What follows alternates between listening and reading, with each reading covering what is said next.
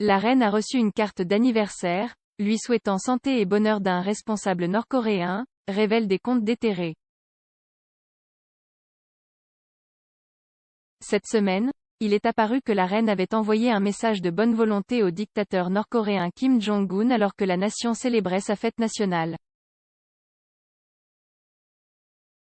Les médias nord-coréens ont affirmé que le pays avait reçu une correspondance du monarque le 7 septembre, 2 jours avant que la dictature ne célèbre les 73 ans de sa fondation. La reine a déclaré, alors que le peuple de la République populaire démocratique de Corée célèbre sa fête nationale, j'envoie mes meilleurs vœux pour l'avenir. La reine a partagé des notes de bonne volonté similaires dans le passé, mais c'est la première fois qu'elles sont rendues publiques. Un porte-parole du ministère des Affaires étrangères a confirmé. Comme les années précédentes, la reine a envoyé un message au peuple de la RPDC à l'occasion de sa fête nationale. Pourtant, des récits déterrés affirment que la reine avait également reçu des messages de l'État tyrannique dans le passé, en plus de les avoir envoyés.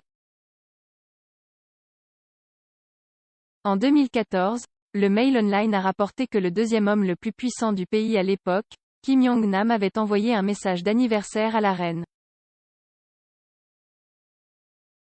L'agence de presse centrale coréenne officielle a affirmé que M. Jong-nam souhaitait à la reine bonne santé et bonheur.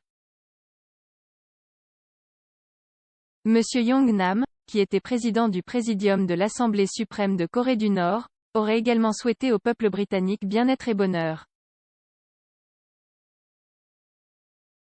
Le réseau coréen a affirmé que l'ambassade britannique à Pyongyang a marqué l'anniversaire de la reine par une réception en présence du vice-ministre des Affaires étrangères et du vice-ministre du Commerce extérieur. Aujourd'hui, l'armée sud-coréenne a déclaré que la Corée du Nord avait tiré 2 missiles balistiques sur sa côte et dans la mer de l'Est. Il s'agissait du premier test de missile balistique du pays en 6 mois et est intervenu alors que la Corée du Sud et la Chine se réunissaient pour convaincre le Nord de reprendre la dénucléarisation.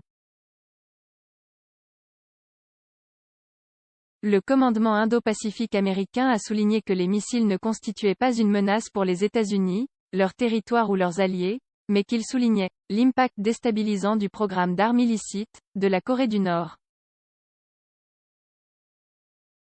Yoshihide Suga, le Premier ministre japonais, a qualifié le lancement de « scandaleux » et a souligné qu'il menaçait la paix dans la région.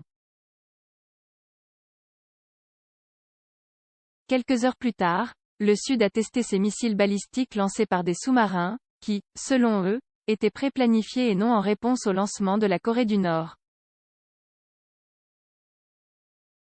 La Corée du Sud est devenue le 7e pays au monde doté d'une telle technologie, et le président du pays, Moon Jae-in, a déclaré que la Corée du Sud avait « une dissuasion suffisante pour répondre aux provocations de la Corée du Nord ».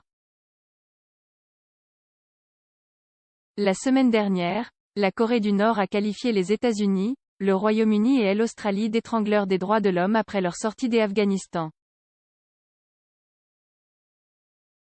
Le ministère des Affaires étrangères du pays a déclaré que les nations piétinent sans pitié même le droit à la vie, le droit fondamental des droits de l'homme, et, pour qu'ils reçoivent une dénonciation unanime de la société internationale. Une deuxième déclaration du ministère des Affaires étrangères du régime a déclaré que les États-Unis ont présidé à un pandémonium complet en Afghanistan.